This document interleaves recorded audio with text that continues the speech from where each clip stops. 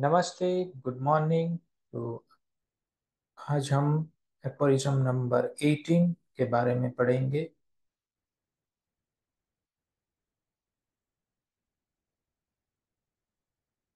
एपोरिज्म 18। From these indubitable truth that besides the totality of symptoms, nothing can by any means be discovered in disease wherewith they could express their need of aid, it follows undeniably that some of all the symptoms in each individual case of disease must be the sole indication, the sole guide or to direct us in the choice of remedy. From this इंडिविटेबल truth, यानी कि एक ऐसा सत्य जो आगे हमने समझा है फॉरिज्म नंबर 17 से। इंड्यूबिटेबल मीन्स जिस पे कोई भी शक न रहे, बेशक। एक ऐसा सत्य, बेशक, जिस पर कोई शक नहीं है, कोई डाउट नहीं है, जिस पर कोई विरोध नहीं कर सकता, ऐसा सत्य।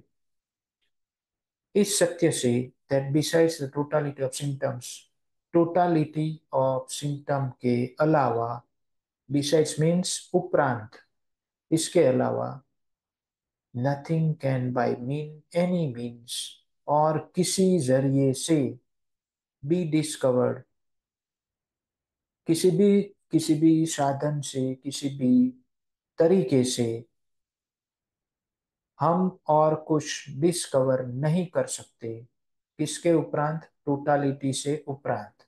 इन डिजीज, बीमारियों में, वेयर विथ, जहां पर they could express the need of it, जहां वो अपने आप को, उस वाइटल फोर्स, अब क्या एक्सप्रेस कर रहा है? वही एक्सप्रेस कर रहा है उसकी नीड, कि जिससे वो, उसकी सारवार हो सके, उसकी मदद हो सके। इट फॉलोज, कि ये सत्य से, इस सत्य से, इट फॉलोज अनडिनाइबली। अनडिनाइबली मतलब कि जिसका हम मना नहीं कर सकते उस तरीके से, यानी कि चौकसता के साथ। इट फॉलोज अनडिनाइबली दैट, बिना इनकार किए ये फॉलो करता है, ये अनुसरता है कि सम of all the symptoms in each individual case of disease, कि कोई भी डिजीज का इंडिविजुअल केस हो, उन सभी केसेस में, उन सब इंडिविजुअल्स में, सिम्टम्स का जो सम यानी एसेंस जो निकलता है, वही must be the sole indication, वही एकमात्र इंडिकेशन होना ही चाहिए। Must be the sole indication, the totality of symptoms, that is the essence of disease, the sole guide to direct us in the choice of a remedy. Remedy को choice करने के लिए, हमें direct करने के लिए, ये एकमात्र गाइड इस दुनिया में अवेलेबल है, वो है टोटालिटी ऑफ सिम्टम। जो जो एक्सप्रेस करता है कि मुझे क्या चाहिए इसको ठीक करने के लिए, वो मेरी बॉडी, मेरा माइंड, ये सब कुछ एक्सप्रेस कर रहा है। That is a choice of the remedy. Fifth edition और सिक्स्थ एडिशन में एक ही चीज डिफरेंसेस है, वो ये है कि टोटालिटी ऑफ सिम्टम के साथ जुड़ा हुआ है with consideration of accompanying modalities।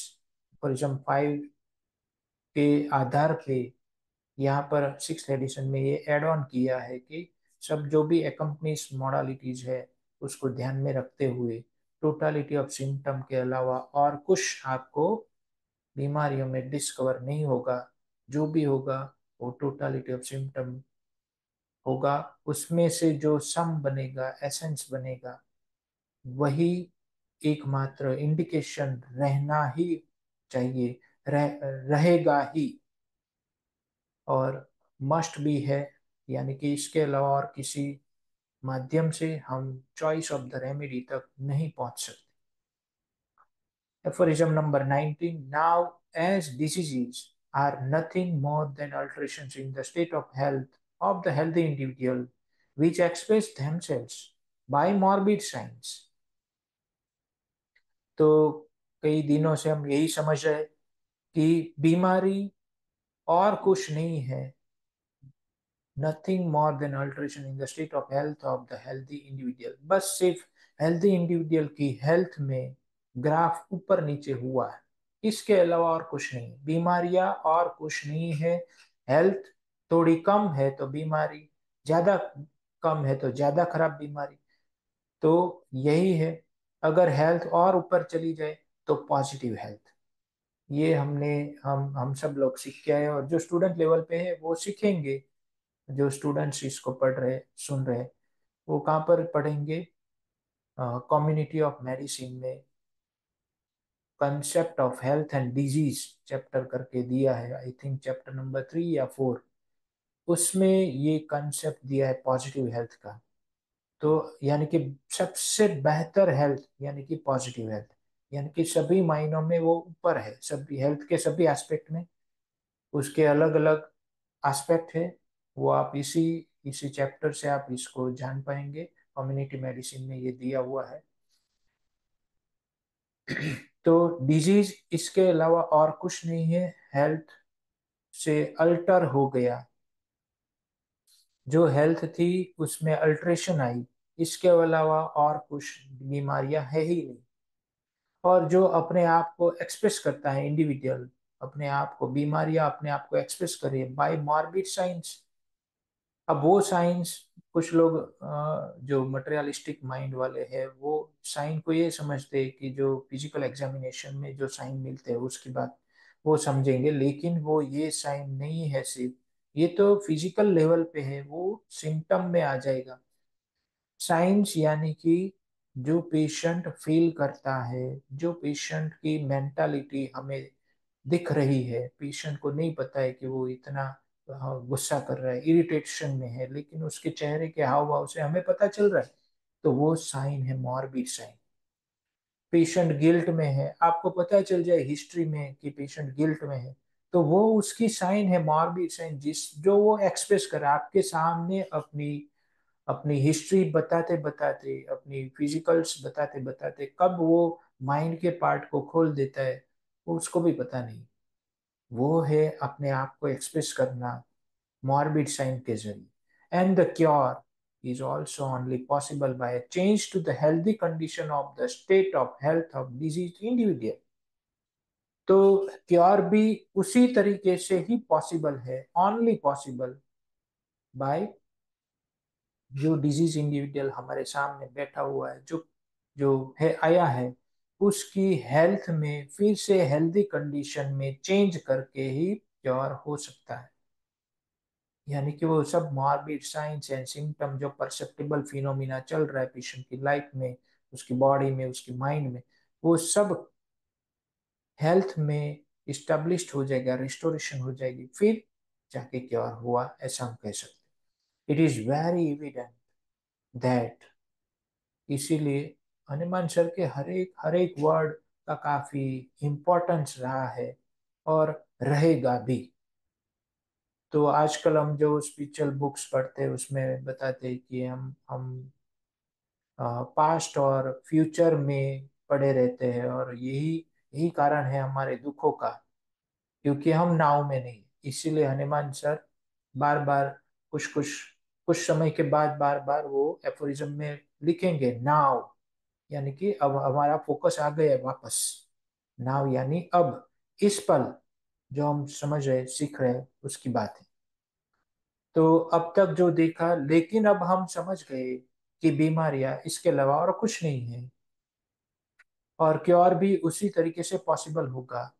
It is very evident that medicines could never cure disease if they did not possess the power of altering man's state of health, which depends on sensations and functions।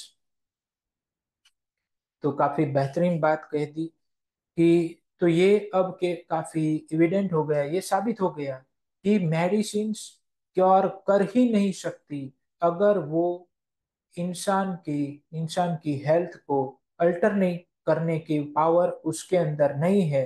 तो वो कभी भी cure नहीं कर सकती उस तरीके से, जिस तरीके से डिजीज के सिम्टम्स एंड साइंस है, उसके सेंसेशन एंड फंक्शंस पर आधार रखता है ये सब चीज। जो हमारी हेल्थ है वो सेंसेशन एंड फंक्शंस पर डिपेंडेंट है, उसकी alteration, power of alteration medicine की, तो वो उस लेवल पर ऐसा चेंजेस लाती हो तो ही मेडिसिन क्योर कर सकती है। तो कभी कभी बच्चे या काफी मेरे जो कलीग डॉक्टर है मेरे से जूनियर है कुछ, तो वो लोग पूछते हैं कि फिजिकल का क्या इम्पोर्टेंस है। फिजिकल का काफी इम्पोर्टेंस है, लेकिन उसका इम्पोर्टेंस कहाँ पर कितना देना वो आपको नहीं पता, इसीलिए तो क्वेश्चन आ रहा है। तो इम्पोर्टेंट सब कुछ है, आपको कहाँ किसको किस तरीके से यूज करना है। समझ लो कि आप दो दवाई में कंफ्यूज हो गए आखिर तक, टोटालिटी के बाद आपके पास जो 8-10 दवाई है उसमें से आप दो दवाई में कंफ्यूज है। तो अब पेशेंट के ऐसे फिजिकल सिम्टम लीजिए जो प्रूविंग के सिम्टम हो, जो जिसमें कोई पैथोलॉजिकल एक्सप्लेनेशन ना हो, पैथोलॉजिकल इंडिकेशन ना हो, सिर्फ प्योर प्योर फंक्शनल सिम्टम हो, जैसे pain in the back extending to leg, या फिर एक्सटेंडिंग टू अपर बैक, या फिर ऐसे कोई भी सिम्टम लीजिए जहाँ जहाँ आप प्योरली सब्जेक्टिव सिम्टम हो, भले ही फिजिकल हो लेकिन वो सब्जेक्टिव हो। ऐसे सिम्टम लीजिए डिफरेंशिएशन के लिए कि कौन सी दवाई इसमें बेहतर है दो में से। तो ये यहाँ पर काम लगता है ऐसे फिजिकल सिम्टम। तो हमें जब भी कोई केस टेकिंग करे, जो स्टूडेंट लेवल पे है उनके लिए है, जब भी आप केस टेकिंग करो तो पेशेंट के सिम्टम लेने की कोशिश करो, ना कि भाई इसको ये है तो डायग्नोसिस लिख दिया, उसको रेनल स्टोन है बाकी और कुछ नहीं। रीनल स्टोन फिर physical past history, personal history, लेकिन रीनल स्टोन में आपको हर एक चीज पूछनी चाहिए। पेन कैसा है, उसके लिए आगे एफोरिज्म भी आएगा, तब हम की स्टिकिंग में इसको काफी डीपर लेवल से हम समझेंगे इसको। तो बात यह है कि हर एक की इम्पोर्टेंस है, फिजिकल हो या मेंटल हो, सब एक ही है, कोई अलग नहीं है। हाँ, लेकिन पहले बीमारी माइंड में आती है तो हम पहले माइंड से उसको समझने की कोशिश करते हैं, that is a different thing. लेकिन दोनों इम्पोर्टेंट है, दोनों हमें चाहिए, क्योंकि ईश्वर ने बनाया है तो दोनों एक साथ में दिया है, एक दूसरे को मिक्स करके दिया, हम इसको अलग नहीं कर सकते। सेंसेशन, फंक्शंस, माइंड, बॉडी सबको अलग नहीं कर सकते। Indeed, that their curative power must be owing solely to this power they possess of altering man's state of health। इसीलिए हम ये कह सकते हैं कि कोई भी दवाई हो, उसकी क्योरेटिव पावर, उसकी यही एक पावर है जो जो उसकी मैन की हेल्थ को अल्टर करने का जो पावर है, उसको अफेक्ट करने का जो पावर है, उसी की वजह से उसके अंदर वो क्योरेटिव पावर पड़ा हुआ, ऐसा हम कह सकते हैं। तो एफोरिज्म नंबर 19 काफी इंपॉर्टेंट एफोरिज्म है। इससे ये पता चलता है कि disease power, disease producing power is equal to curative power. तो कोई भी रेमेडी हो, वो क्या प्रोड्यूस कर रही है, कैसे सिम्टम प्रोड्यूस कर रही है, वही सिम्टम वो क्योर कर सकती है। तो ये होम्योपैथी की फिलॉसफी है। किस ये नेचुरल लॉ ऑफ क्योर भी है, थेरापेटिक लॉ ऑफ क्योर, उसी के बेस पर होम्योपैथी काम कर रही है। जो हो, जो प्रोड्यूस हुआ, अब हमें ऐसी दवाई देनी है जो प्रोड्यूस करने की पावर रखता है। तो thank you, good bye, take care, love you all.